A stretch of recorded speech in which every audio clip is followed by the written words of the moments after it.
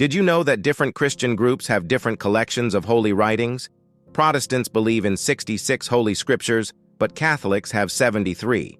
Also, there are some religious texts that the Vatican doesn't want to remember. Those texts are called biblical Apocrypha. They contain stories that are very different from what we've known for a long time. If Jesus had been portrayed as hot-tempered, selfish, and hating women, it's unlikely that millions of people would have taken his teaching seriously, right? That's true. In the Gospel of Thomas, Jesus is depicted in a way that's quite different from what we're used to. Meanwhile, the Gospel of Barnabas presents Christ as just a human, not the Son of God. According to this text, during the Last Supper, he supposedly escaped by jumping out of a window, and Judas Iscariot was the one who was crucified instead of him. He does seem like a questionable role model in that depiction. But even compared to that, some ancient texts make even the weirdest Apocrypha seem tame. In this old scripture, we learn that angels were made of flesh and blood. The first space flight supposedly happened before our time, and according to this, God is actually an extraterrestrial being. Despite these mind-boggling claims, why do some people still think the apocryphal Book of Enoch could be accurate?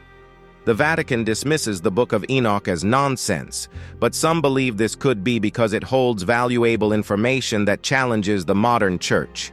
In a distant cave, ancient texts were found, including the original Book of Enoch, who isn't a new figure in the Bible. The text devotes 5 verses to a person named Enoch. From these verses, readers learn that he was a regular, righteous man, descended from Seth, the son of Adam and Eve. Allegedly, Enoch lived in the 3rd millennium BC and only spent 65 years on earth. The book discusses Enoch in 5 verses. It tells us he was a good and ordinary man, tracing his lineage back to Seth, the son of Adam and Eve. Enoch supposedly lived around the 3rd millennium BC and had a relatively short life on Earth, only 65 years. Interestingly, other ancient sources suggest that Enoch wasn't just an ordinary man during his time on Earth. According to one Egyptian chronicle called Kheta, Enoch was said to have been involved in the construction of the Great Pyramids. Furthermore, Enoch's name is inscribed on the Weld Blundell Prism, an ancient Sumerian artifact listing the names of significant rulers of that era. It raises the question, could it be that Enoch acquired knowledge that is only briefly mentioned in the Bible through such connections? The Vatican's dislike of the Book of Enoch may stem from its focus on prehistory according to the Old Testament, specifically the period leading up to the Great Flood. The first part of the book discusses the creation of the world and the first humans, Adam and Eve. Although this portion aligns with most of the canonical biblical scriptures, Enoch then recounts events that weren't included in the Bible for some reason. For instance, while the book of Genesis mentions that daughters of humans married the sons of God, it doesn't elaborate on this aspect as the book of Enoch does. So, because of this, really big kids were born. But Enoch talked a lot about something that's only mentioned briefly in the Bible. What was actually going on Earth back then? Enoch said that the sons of God were actually fallen angels, who he also called the Nephilim. One time, these angels went against God and chose to stay on Earth instead of going back to heaven. Despite God saying not to, the leader of the Nephilim, Samyaza, told them to share secret knowledge like astronomy, metalworking, magic, and medicine with humans. But instead of bringing good, these sciences caused more unfairness. Those who learned them quickly started to mistreat others, and the Nephilim themselves became sinful. Each of them tempted a woman from Earth. These unions resulted in the birth of giant children, but the Earth didn't have enough resources to feed them all. So, they became rulers who oppressed people, and some even resorted to cannibalism. According to Enoch, this is why God had to send a huge flood to wipe out these giants and bring back peace to Earth. It's fascinating how, in the past, many people believed this story to be true. Some parts of it weren't even included in the official Epistle of Jude. Additionally, members of the Ethiopian Orthodox Tewahedo Church still view the Book of Enoch as an important part of the Bible.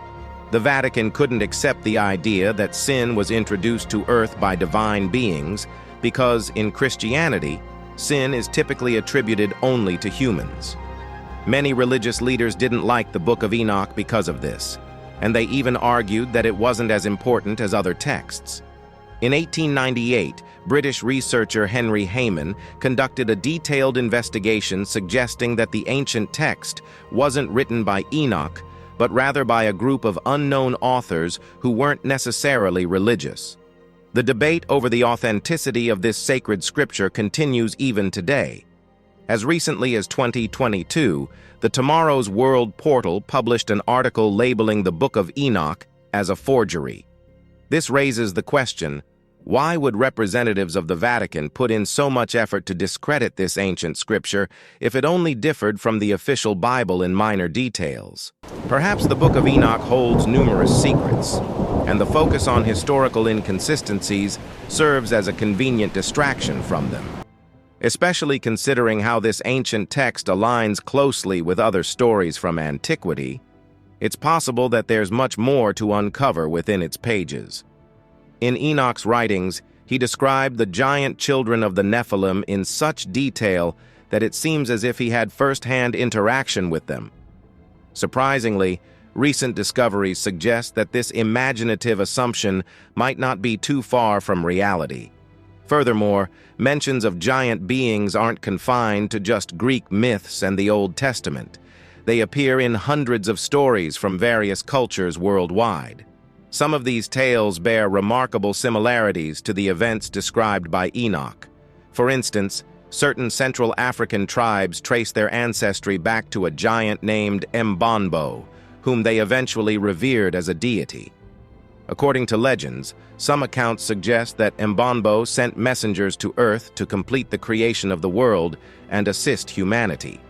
However, similar to the narrative in Enoch's writings, some of these messengers failed in their mission. Additionally, parallels can be drawn in Chinese mythology, despite the vast geographical distance from Central Africa. In Chinese mythology, the giant figure Pangu is said to have crafted the world by cleaving the primordial chaos with a colossal axe. This act resulted in the creation of two balanced halves of the world, representing the yin and yang principles. Pingu gave his help to arrange things, and then went up to heaven. Do you think all these stories are just different ways of telling the same thing?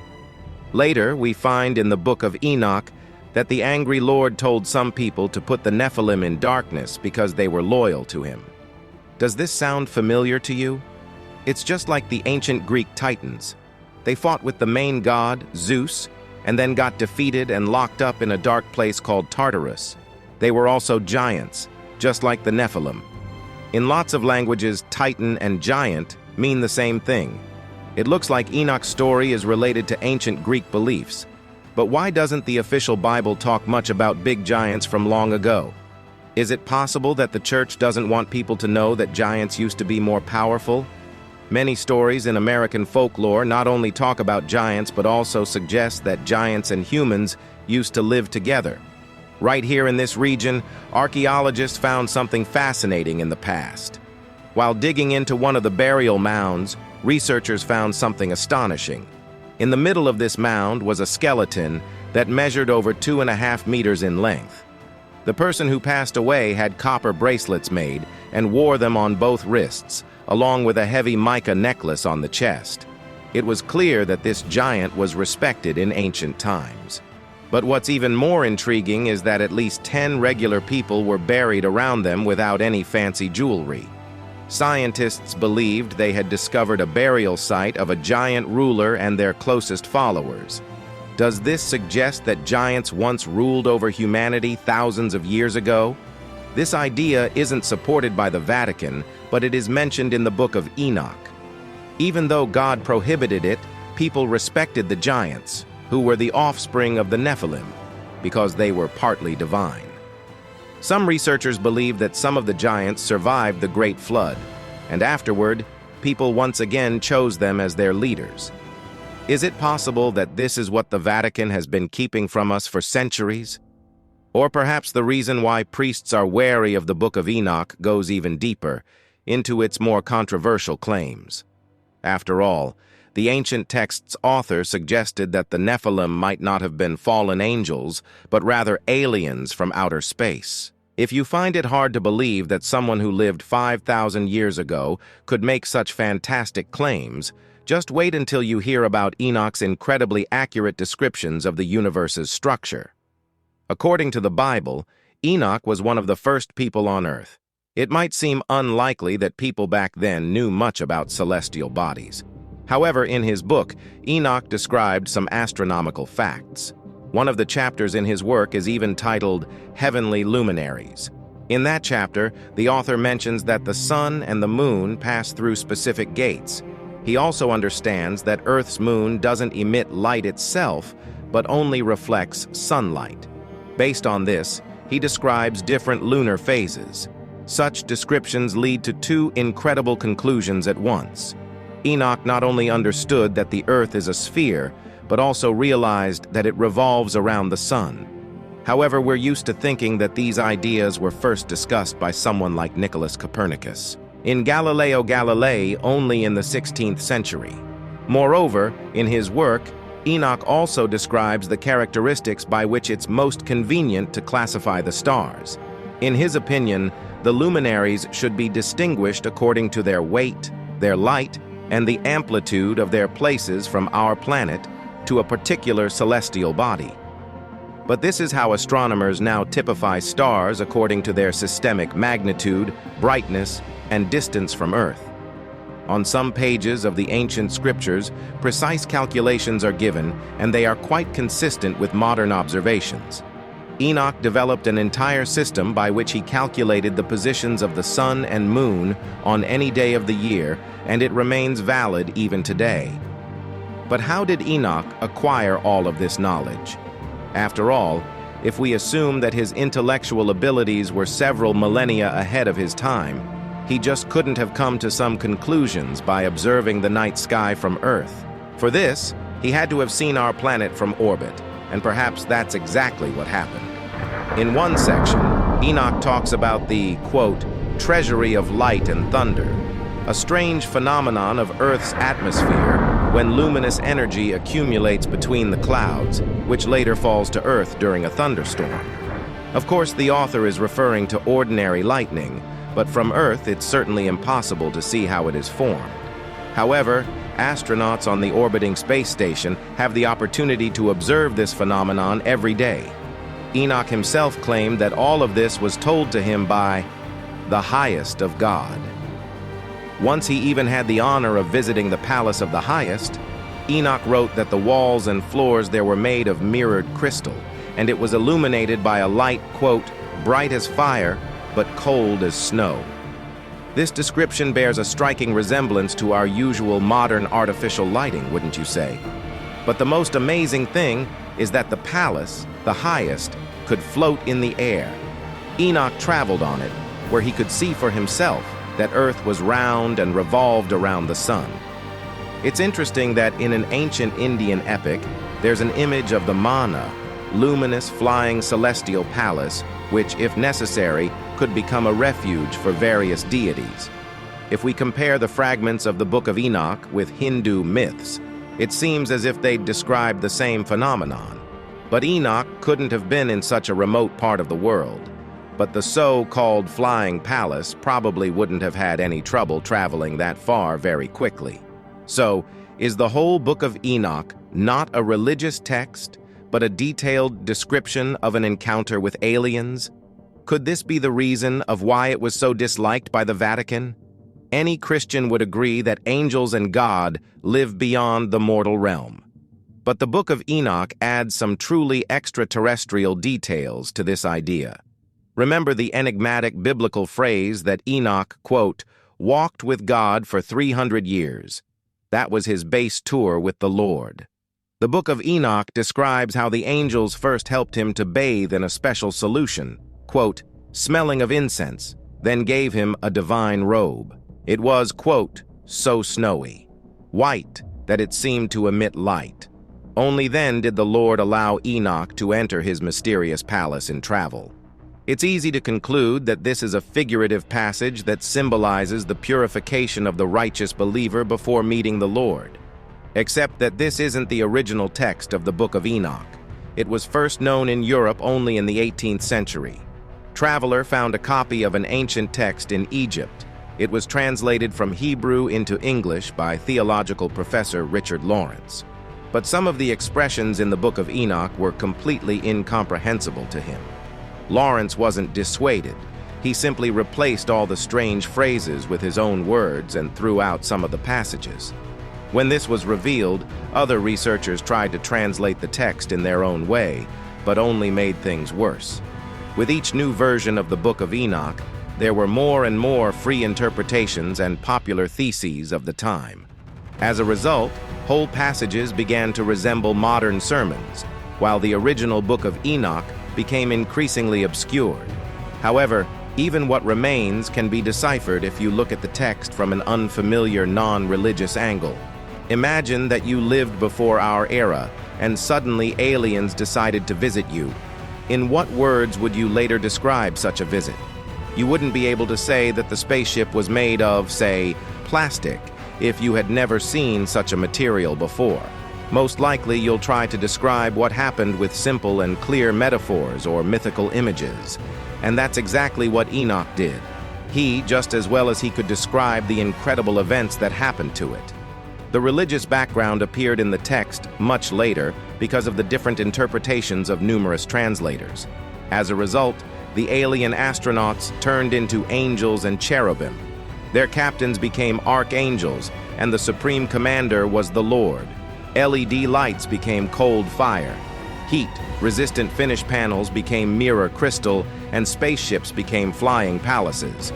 In this case, this scene where angels wash Enoch with incense and change him into a snow, white robe turns into a necessary disinfection of an earthling upon arrival on board, followed by his changing into a spacesuit.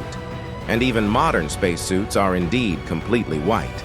This fits perfectly with Enoch's unusual knowledge of various celestial bodies. It seems that the alien angels gave him an entire tour with a lecture, from which the ancient author didn't understand everything and wrote down what he could. But one question still remains unsolved. We're used to thinking that aliens must be a completely different life form. Intelligent reptiloids or giant talking rocks. Why then does Enoch describe the fallen alien angels as humanoid beings? How did he even manage to interact with them? In 1984, British astrophysicist Fred Hoyle published a book called Evolution from Space. In it, he suggested that life might have first arisen outside of Earth. This alien civilization had evolved to such an extent that it was ready to inhabit other habitable planets. In Hoyle's view, that's how humanity came to be. That is, humans are not, in fact, a new life form, but those who existed outside our planet long before. In that case, we're all just a lost, in space branch of some extraterrestrial civilization. And even if the specific climate and millions of years of evolution have changed our appearance, certain similarities with our cosmic forebears have still not disappeared. Isn't that why Enoch called the fallen angels not human beings, but humanoid? That is, they were like us, but a little bit different. The same theory can explain the contact of the Nephilim with our women. After all, if we all came from the same ancestor, women from Earth could well have borne children from aliens. After all, in our DNA there are traces of Neanderthals, meaning mixed marriages between human species doesn't look like a fantasy anymore, but a reality. And when we are now beaming signals into space, are we actually trying to establish contact not with another life form, but with our distant relatives? Of course, both the Vatican and series historians write it all off to Enoch's fantasy, or even to a deliberate falsification. Still, additional confirmations of the Book of Enoch indeed exist. In the 70s of the last century, American astronomer Carl Sagan drew attention to the unusual myths of Dogon people who live in western Sudan. The images in some of their stories were very different from those typical of region. religion. The natives even claimed that a real god had visited them not so long ago and told them some of the mysteries of this universe. Of course, first it would seem like some fantasy. However, it soon turned out that in the early 30s, a European traveler had come to this area. And since the Dogon people had never seen anybody like that, they took him to be a supernatural being. As for the mysteries of the universe, apparently the traveler was just trying to tell the tribesmen the story of a popular book about the star Sirius for fun. And when he left, all his stories had grown to incredible details and turned into real myths. And this occurred over just several decades. Kulos. Maybe the aliens just showed Enoch some video from their own version of the Astral Sagas channel. What do you think?